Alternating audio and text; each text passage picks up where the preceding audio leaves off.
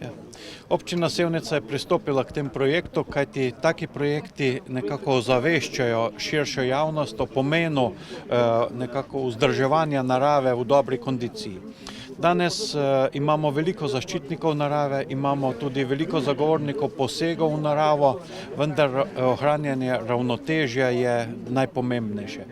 Sajenje medovitih rastlin, sajenje dreves nasploh je zelo pomembno v urbanem okolju za številne učinke kvalitetnega bivanja, kvalitetnega bivanjskega prostora in hkrati tudi ozaveščamo, da je tako gozd kot mestni parki, mestna drevesa podvržene svojemu življenju. Zato jih je potrebno nekatere posekati, nekatere obžagati, zelo veliko na novo tudi posaditi. V občini Sevnica sledimo vsem tem ciljem in tudi vzpodbuda, da se sadijo avtohtone, tudi medovite rastline, je najprimernejša.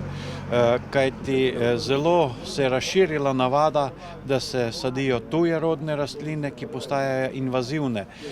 Invazivne na različne načine, tudi alergene.